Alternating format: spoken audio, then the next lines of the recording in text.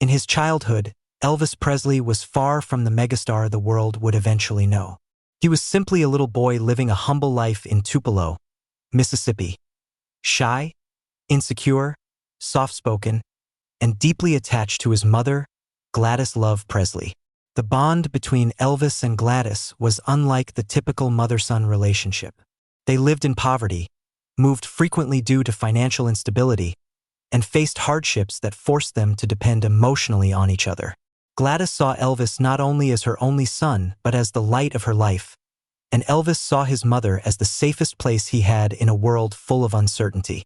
This powerful emotional bond is what makes Elvis's childhood story not only touching, but layered with meaning that few ever fully understand. One evening, when Elvis was about 8 years old, something happened that the Presley family would remember for the rest of their lives. Gladys fell seriously ill. They had no money for proper medical care, no access to doctors, and no ability to seek urgent treatment. Their tiny home was all they had, and fear filled every corner of it. In that fragile moment, little Elvis, understanding nothing about medicine or sickness, did the only thing a child like him could do. He sang. According to family accounts, Elvis's voice that night sounded different. It was soft but trembling, filled with fear, innocence, and an overwhelming love for the woman who had given him everything she could. He didn't sing a famous radio tune or a gospel hymn. He sang a simple melody Gladys used to hum when comforting him as a baby. Now it was his turn to comfort her. As he sang, her breathing, initially labored and unsteady, grew calmer. Her eyes, which had been closed, slowly opened. Elvis's voice, small yet full of emotion, seemed to pull her back from the edge of darkness. Was it a miracle? Many believed so. Was it the power of love between a mother and her child? Absolutely. What mattered most was that on that night, a young boy's voice gave strength to the woman he loved more than anyone. Gladys later told family members that even while drifting in and out of consciousness, she could hear Elvis singing. His voice brought her peace. It made her feel protected. It was like a small hand reaching into the dark and bringing her back into the light.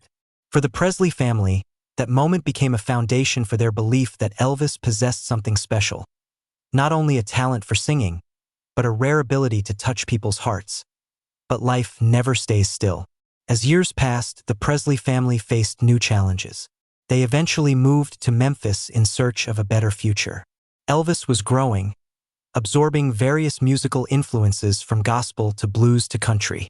He spent hours in church, fascinated by spiritual music. He listened to African American singers in his neighborhood, picking up vocal textures and rhythms that would later shape his signature sound. But even as he grew into a talented young man, one thing remained constant: his devotion to his mother. In the early 1950s, when Elvis's fame began rising rapidly, many assumed life became easier for the Presleys. In some ways, it did. They finally had a decent home, financial stability, and opportunities they had never imagined. But there are things money cannot buy: health, time, and the emotional closeness they once shared. As Elvis's schedule became overwhelming with concerts, recordings, appearances, and growing public attention, he began losing the small, everyday moments he used to spend with his mother. Meanwhile, Gladys's health slowly deteriorated. She struggled emotionally with Elvis's increasing fame, fearing the world might take her son away from her. Combined with years of hardship and stress, her health weakened over time. When Gladys was eventually hospitalized, Elvis tried to return to her side just as he had done as a child. He tried to comfort her, to calm her, to be the son who brought hope. He even tried singing to her, a gesture that once saved her life. But now the circumstances were different. His voice was no longer that of a child who simply wanted his mother to hold on. It was the voice of a superstar, seasoned, powerful, admired by millions. Yet in that moment, none of it mattered. No fame, no praise, no talent could reverse the truth unfolding before him. Elvis realized one of the most painful lessons of adulthood. Not everything can be fixed by love. Not every wound can be healed by a song. And not every miracle can be repeated. Gladys Presley passed away in 1958. The world saw Elvis as the biggest star of his generation, but very few understood how completely shattered he was by the loss. Witnesses said he cried with the raw grief of a child. Some said his screams echoed through the hospital halls. He collapsed several times, unable to stand under the weight of the pain. It was as if losing his mother meant losing the part of himself he needed most, the part that made him feel grounded and safe. In interviews after her death, Elvis often carried a quiet sadness whenever the topic of his childhood came up. He spoke about how his mother believed in him when no one else did, how she comforted him when life felt unbearably hard, and how his little song once saved her, even if only for one miraculous night. To Elvis, that memory wasn't just a story.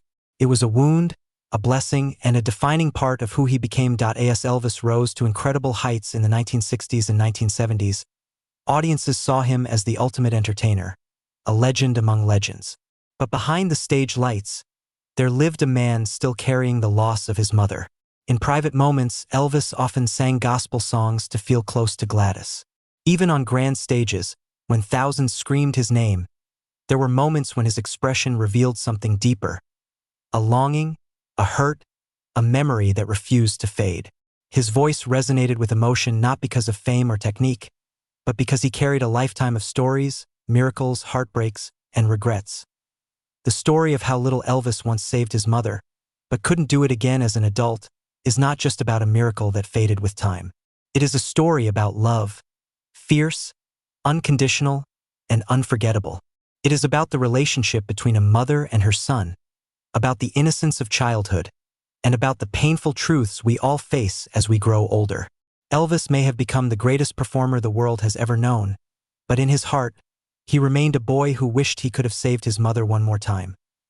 Looking at Elvis's entire life, the miracle from his childhood and the tragedy of losing Gladys are two defining points that shaped the man behind the legend.